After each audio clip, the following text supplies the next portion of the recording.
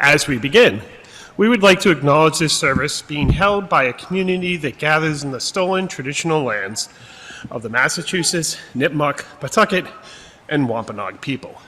We pay respect to those indigenous peoples who lost their lives during the colonization of this land and recognize that these indigenous tribes are still facing violations today of sovereignty, territory, and water. We also give thanks for the earth we walk upon, the waters, the life-giving plants, and all the earth's creatures, as well as the winds, sun, moon, and stars. We recognize this is just a first step in moving towards right relationship with Native peoples and healing of the earth. Good morning. Good morning. I'm going to try again. Good morning. Good morning. Excellent. And welcome to the First Parish Church of Stowe and Acton, a welcoming and spiritual community. My name is Brendon Chetwynd, and I serve as the Vice President of the Board of Trustees. If this is your first time with us, we welcome you. Please let us know you are here by filling out one of our visitor information cards in the pews and hand it to an usher, drop it in the plate, or hand it to Meg, our welcoming staff member. I believe there's a Meg here. I know there is a Meg here. She must be running around, welcoming people. Our minister and staff are listed on the front of the order of service. Please feel free to ask me or any of these people for more information about the church and its programs after the service, or by email, or through the chat if you're online. If you'd like a large print order of service or hymnal, or an assisted listening device, please ask our ushers.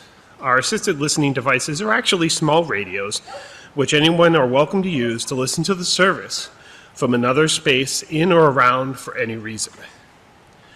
After the service, please join us for coffee and conversation in our fellowship hall, which is one level down at the other end of our building, or in a breakout room if you're joining us online.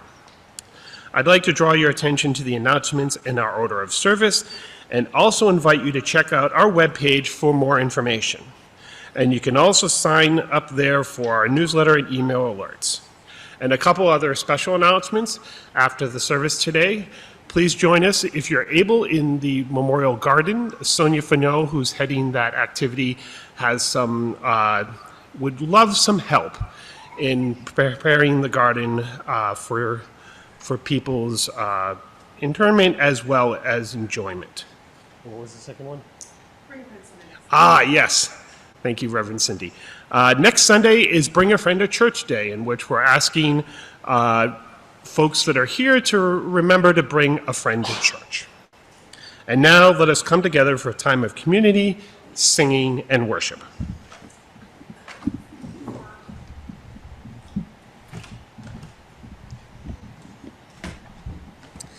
Our opening words this morning are from the Reverend Gordon McKeeman.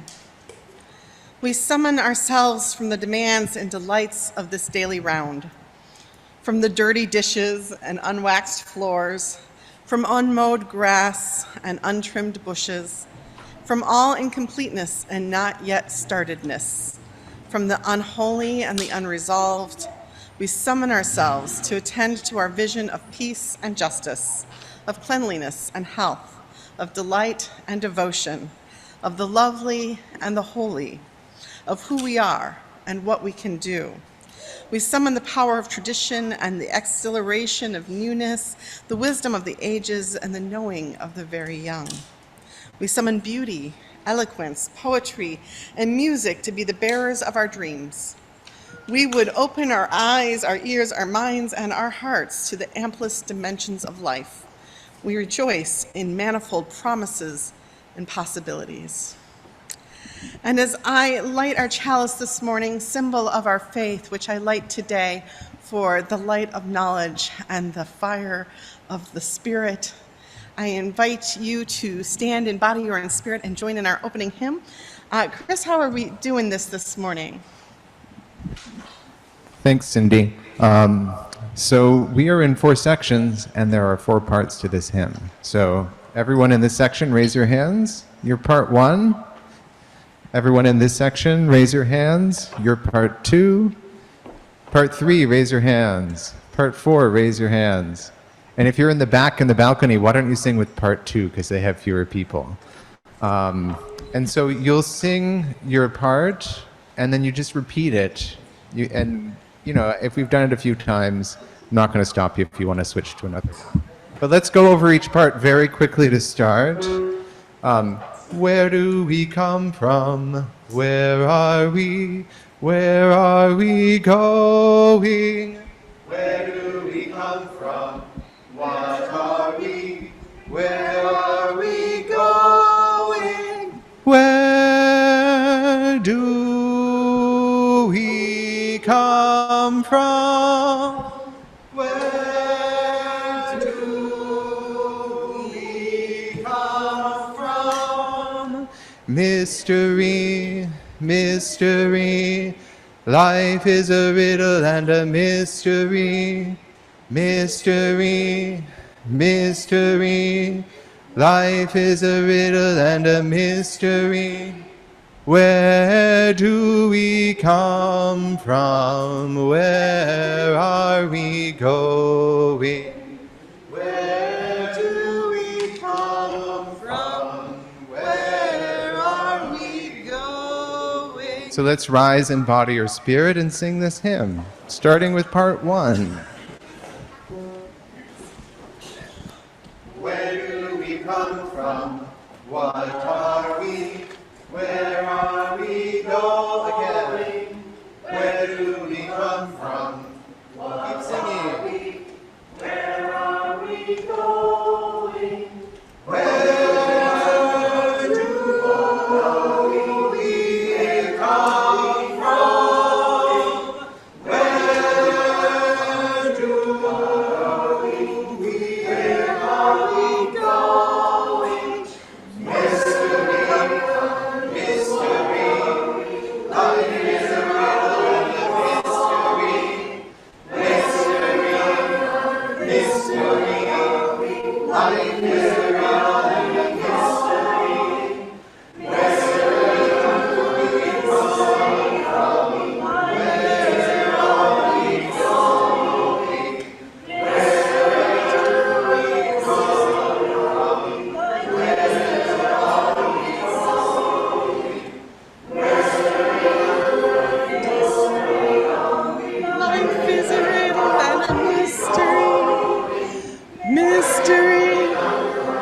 we come from? Where are we going?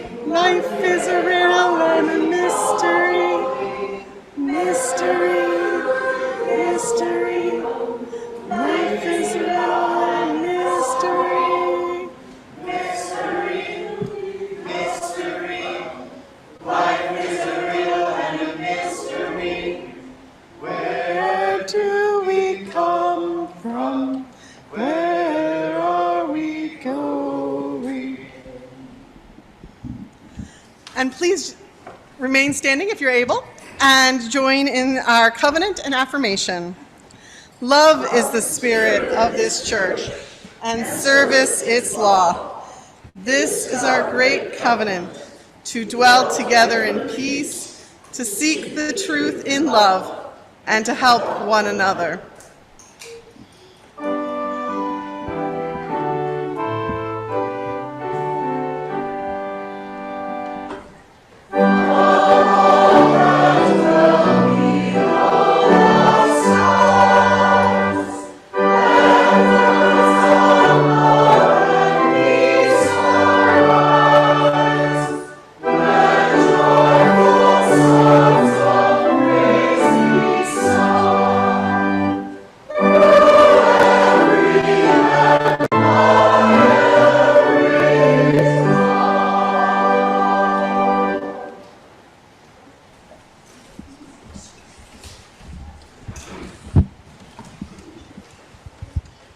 This is a time when we share our joys and sorrows in this gathered community. And if you have a joy or sorrow, I invite you to raise your hand, and Usher will bring a microphone to you as we begin with lighting those candles up here that we've received from offsite, or from email, if any. We have a new lay minister with us today, I think. Yes. Is Kate? Is Kate here? There you are. Yes. Okay. Yeah. So, Kate, if you have any joys or sorrows we've received in advance, please let us begin with those. And if you could light candles while the and sorry for not going over the routine with you, while our ushers bring around microphones.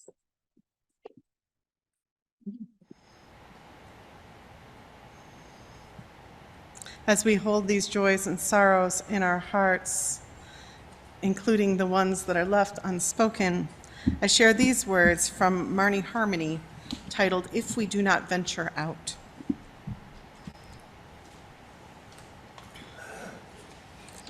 If, on a starlight night, with the moon brightly shimmering, we stay inside and do not venture out, the evening universe remains a part of life we shall not know. If on a cloudy day with grayness infusing all the rain, dancing rivers in the grass, we stay inside and do not venture out, the stormy, threatening energy of the universe remains a part of life we shall not know. If on a frosty morning, dreading the chilling air before the sunrise, we stay inside and do not venture out, the awesome, cold, quiet, and stillness of the dawn universe remains a part of life we shall not know.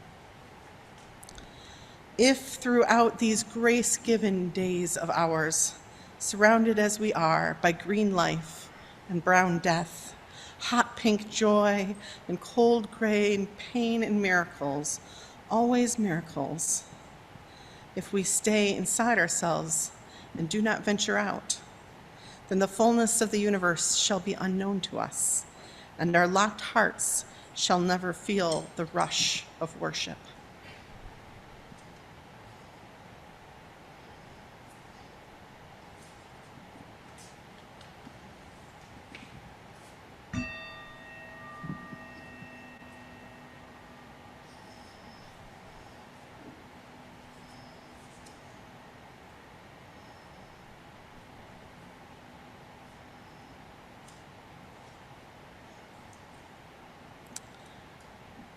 Blessed be.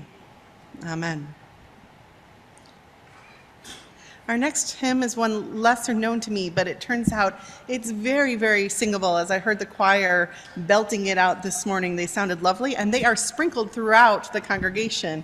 And I think we're going to sound wonderful, and you're going to enjoy this hymn. Please rise in body or spirit and join in number 1068, Rising Green.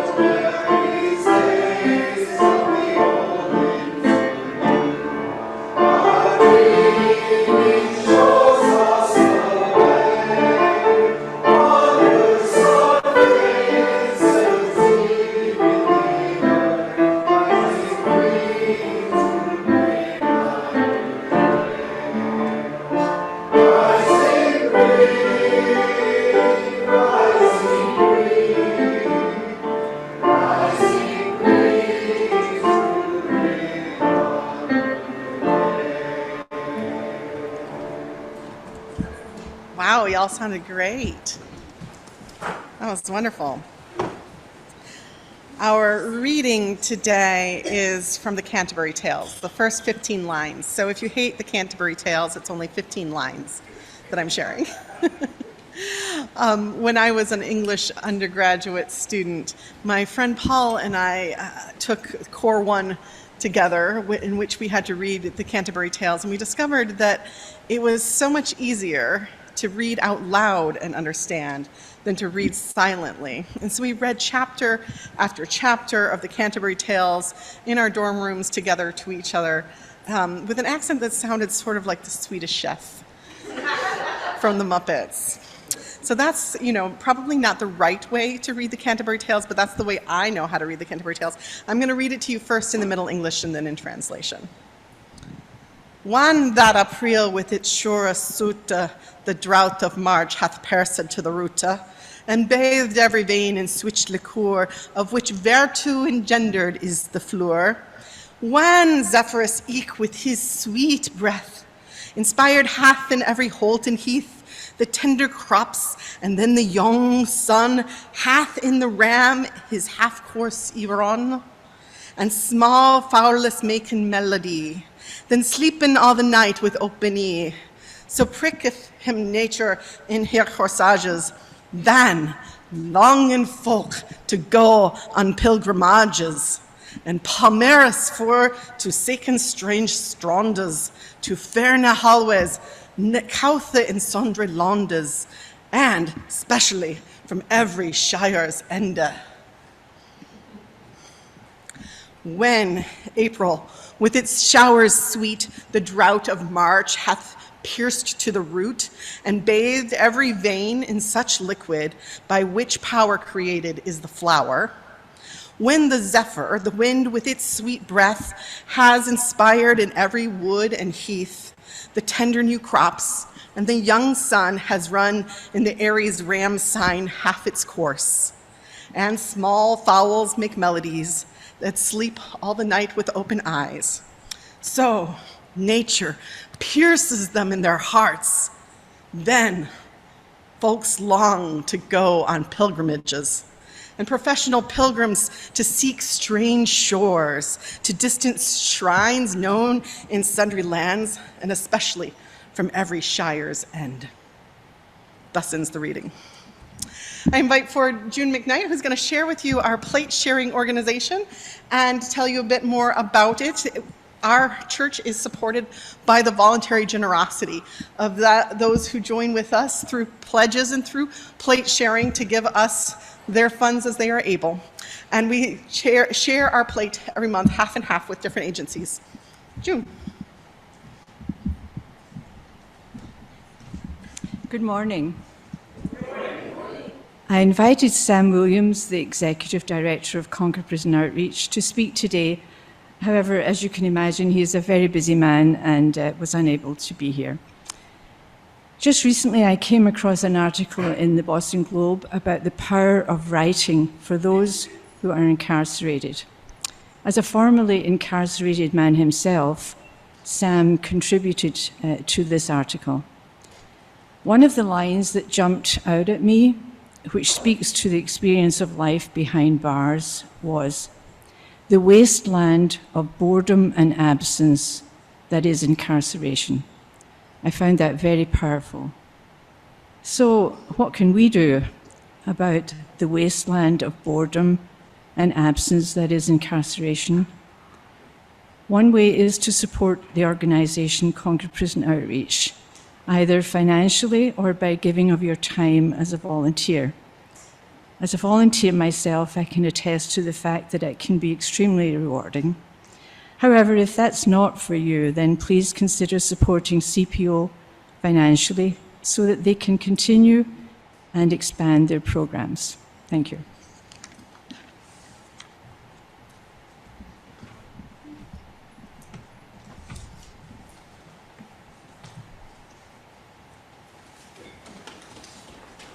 As the choir comes up, I wanted to let you know a little bit about our anthem. It comes to us from the British Isles, a poem by George Herbert set by Ralph Vaughan Williams. I encourage you to listen to the poetry, what words are repeated, and how the meaning changes as the words are repeated.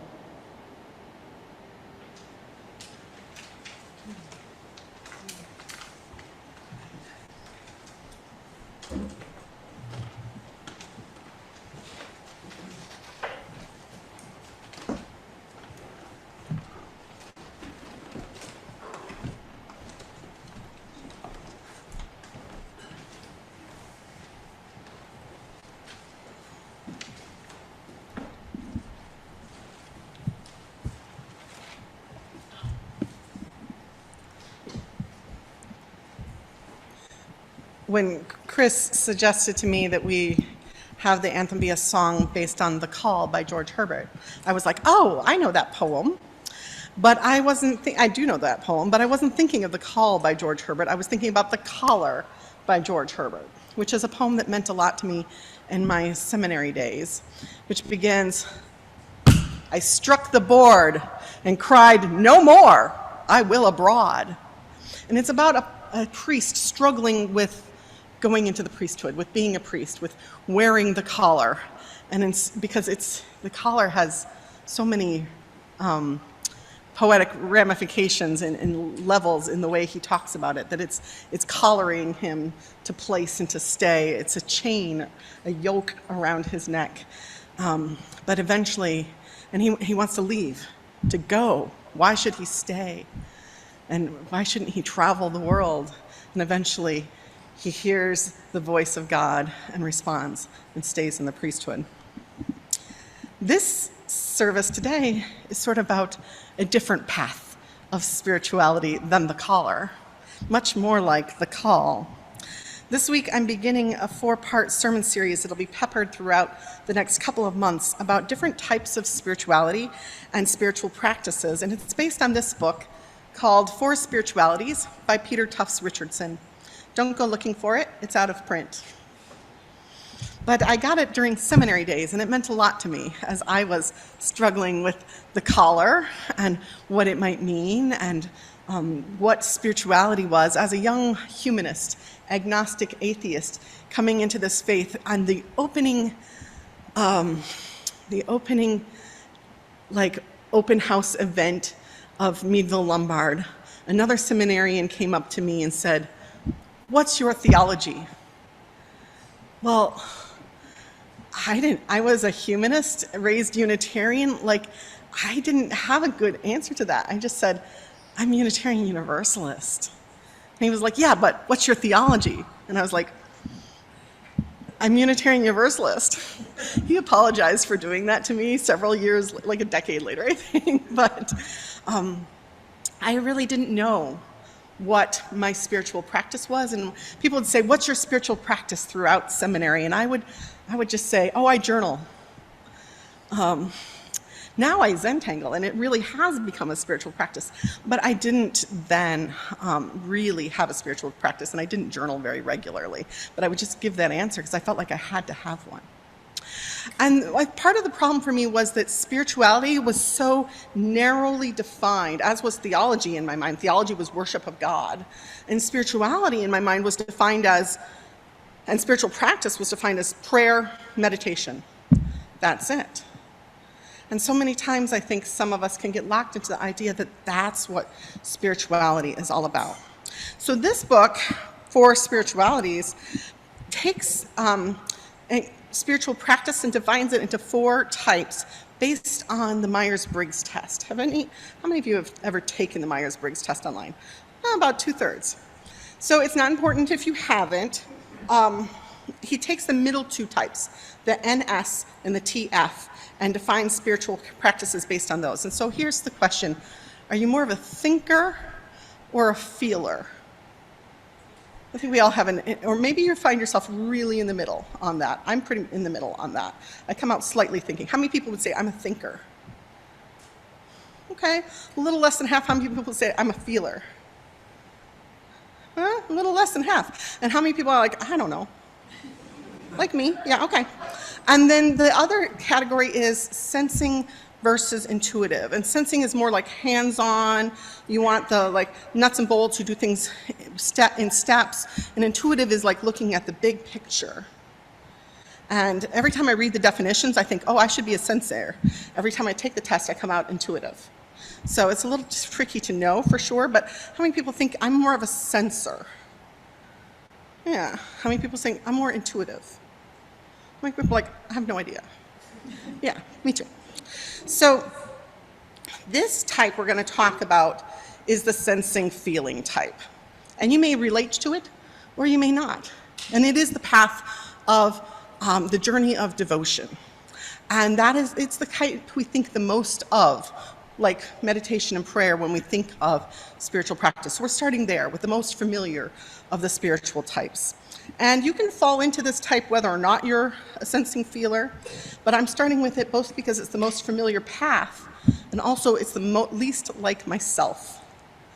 So, sensing feeling people are likely to be in caregiving professions, including nursing, early childhood education, clergy, full-time parents. Richardson writes, in their communications, you are unlikely to hear much symbolic or abstract thinking, but rather anecdotes, stories, intangible references. They will respond to people as they are now, noticing how they feel, their body language, their facial cues, cues that intuitive types, like myself, are likely to miss. They are social people who are good at interpersonal relationships because they're good at reading other people. Richardson calls the spiritual path for them, for the sensing feelers, the journey of devotion. This journey is one native to most religions, and the one we think of when we think of spirituality the most, I think, which is, again, why I'm starting with it.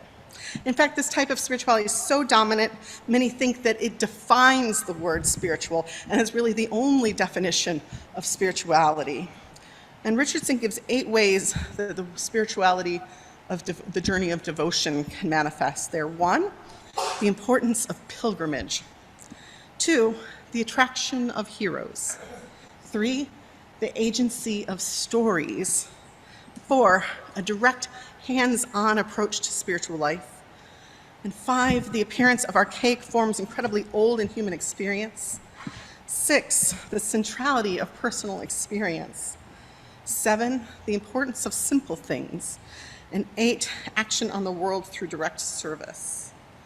although action on the world through direct service gets into the path of works that we're going to get into later in the months. And you'll see there's a lot of overlap between the paths. There's nothing that's purely this or purely that. We all might go on a pilgrimage from time to time. So here's this example of practicing the journey of devotion. He says, for example, you may enter a space rich in stimulation, perhaps washing your hands and face by the fountain at the door. You remove your shoes, which actually randomly I just did while I was preaching. And I do half the time when I'm preaching up here. I remove my shoes while I preach. There's something about it that just makes me feel more grounded. So maybe I'm a little bit this type, right? You may remove your shoes to place you in direct contact with and to honor the earth. You sit or kneel for rituals. No one gives you instructions, for the steps of speaking, singing, standing, and bowing are repeated each time and known. Sounds a little bit like our Catholicism for those who came out of that, right? Might sound a little bit like something else for people who've come out of other traditions. He goes on, there are candles in the prayer aisle area for lighting at the conclusion of the first fruits offering. The brilliant light and pungent odor of the incense add to the auspicious feeling. To one side is an impressive mural depicting the story of this holy site, the gratitude felt by the population when evil was vanquished. You may feel a great loyalty to this place that extends over a lifetime. So did that experience feel a little familiar to you? No? Maybe like you grew up Unitarian Universalist, you're like, what is that about? Some might hear these words and see elements of instructions, see elements that feel very Catholic to them. To others, it might feel very Buddhist. There are elements that would be familiar in Islam and in Judaism. The truth is, most of the world's religions have this element of the sensing, feeling, tactile spirituality where the senses are filled with imagery and our emotions are touched through ritual. Many world religions have specific branches that are more filled than others with this feast for the senses. So in Buddhism, in Tibetan Buddhism, you find temples filled with vibrant colors, a feast for the eyes. And it's in direct contrast to the more austere setting of Zen Buddhism temples, with this emphasis on simplicity and clean lines and forms. I saw this distinction really clearly when I was in Romania, and I went into two types of churches, the Romanian Orthodox and the Hungarian Unitarian. And the Romanian Orthodox churches, even monasteries, were filled with gilded moldings, statuaries, tiled surfaces, huge murals, and intricate design. In contrast, the Hungarian Unitarian churches were much more simple in design. The artistry, when present, was much more reminiscent of folk art than of classical art. Carvings were out of wood, not marble. Usually the walls were plain and white with little ornamentation.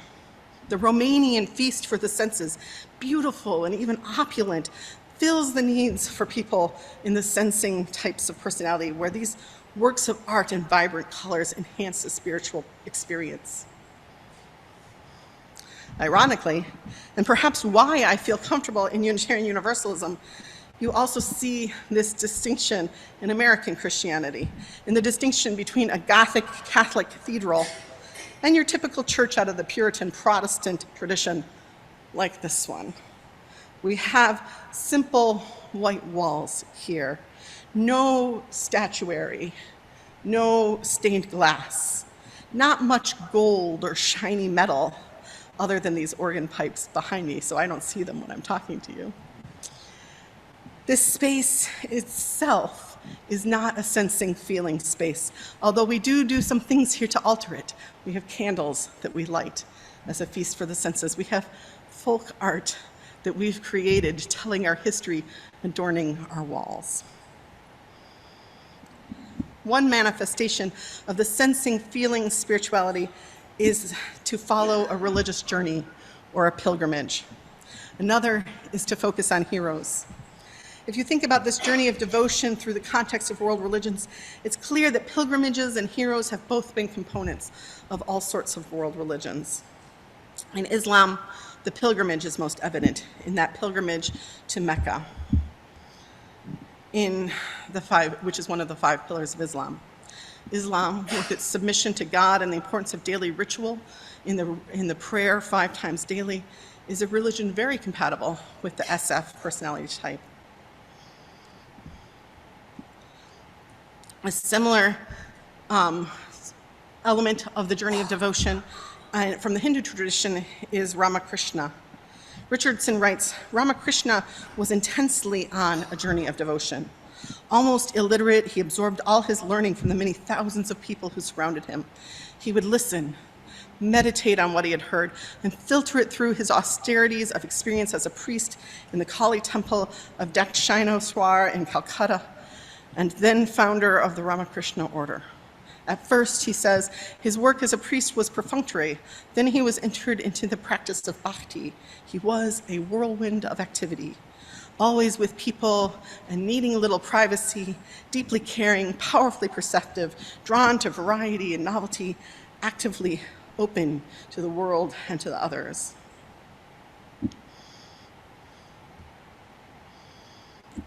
We see in, let me give another quote from Richardson. He says, the argument that God must resemble the human form for it to be possible to know and relate to God is carried a step further at times in the journey of devotion. A human teacher, such as Ramakrishna or the Jesus of Nazareth, becomes the living God in the presence of his disciples. So we see the desire for God to become flesh, to become sensing, something we can touch and feel in the early books of the Bible, in the Old Testament, where God walks in the garden. And he walks with me, and he talks with me, and he tells me I am his own, right? And then we see Jacob literally wrestling with God in the Old Testament. And then God gets a bit more distant, more priestly in another path for some of the later books of the Old Testament. And then we have Christianity, again in the New Testament. We have a very physical connection with God through Jesus again, where people anoint his feet, or care for him at the cross, or after the resurrection, where he has doubting Thomas put his hand in his side, touching his wounds after the resurrection to show a love for humans and a connection, physical connection with a physical God. So we can see this kind of spirituality of devotional love in the stories we hear where love makes people real. So for us like agnostics, it could be the skin horse in the Velveteen Rabbit and then the Velveteen Rabbit itself, or Pinocchio. Something loved that's not real becomes real. Or in stories where we meet an otherworldly figure who's understood to be a manifestation of a physical God, like Aslan in the Narnia books. Did you all read The Lion, the Witch, and the Wardrobe? Or see the movie? You know a little bit about it? In Narnia, we see very much a devotion of a physical God connection. The children journey through the wardrobe and through and into the mystical land of Narnia. And Aslan, the god figure, lion, he's a lion, joins with them at various spots, sometimes being so close and affectionate that they curl up in his fur. So here's the part of The Lion and the Witch and the Wardrobe where Aslan is journeying to the stone table to be a sacrifice. This is his Jesus on the cross moment. It says, forward they went again, and one of the girls walked on each side of the lion. But how slowly he walked, and his great royal head drooped so that his nose nearly touched the grass. Presently he stumbled and gave a low moan. Aslan, dear Aslan, said Lucy, what is wrong? Can't you tell us? Are you ill, dear Aslan? Asked Susan. No, said Aslan, I am sad and lonely. Lay your hands on my mane so that I can feel you are there, and let us walk like that. And so the girls did what they would have never dared to do without his permission, but what they had longed to do ever since they first saw him, buried their cold hands in the beautiful sea of fur and stroked it, and so doing, walked with him. And presently they saw that they were going with him up the slope of the hill on which the stone table stood. And they went up the side where the trees came furthest up, and they got to the last tree. It was one that had some bushes about it, and Aslan stopped and said, "Oh, children, children, here you must stop and whatever happens, do not let yourself be seen. Farewell." And then both the girls cried bitterly, though they hardly knew why, and they clung to the lion and they kissed his mane and his nose and his paws and his great sad eyes. And then he turned from them and walked out onto the top of the hill. Whew. These stories are not to imply that it is impossible to be a humanist or one who does not worship God and be on a journey of devotion, because the sensing feeler can be of any theology, however you define theology, and still be drawn to story and ritual and direct hands-on spirituality. The quest of this journey of devotion is that experience of rapture of being alive, as Richardson says. So, for example, think of times when you've had a reaction to a song you've sung, or something you've heard. Or I played a video this week, the video I'm going to play next week in worship, to the staff. And one of our staff members said, "Oh, I'm feeling goosebumps."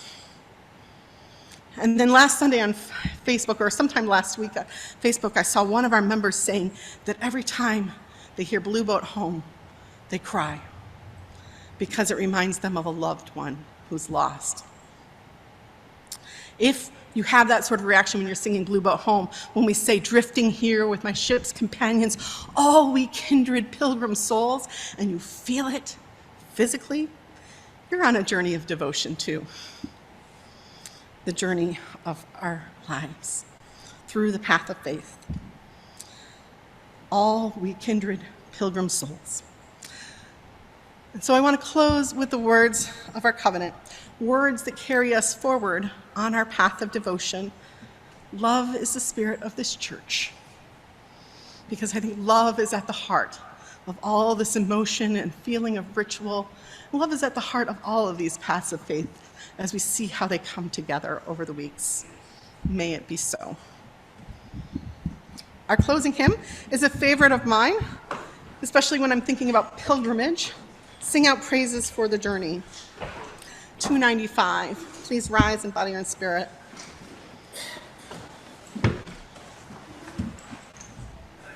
I'm going to put on my shoes.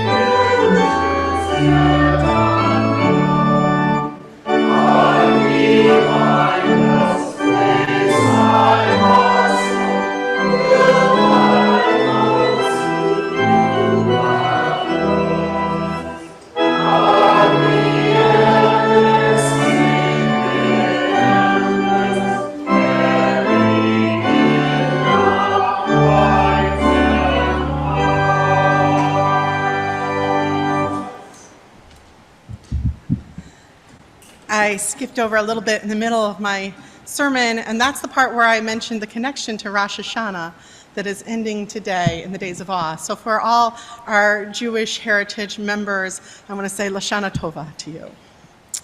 Our closing words are by Mark Mosher DeWolf. With what benediction shall I leave you?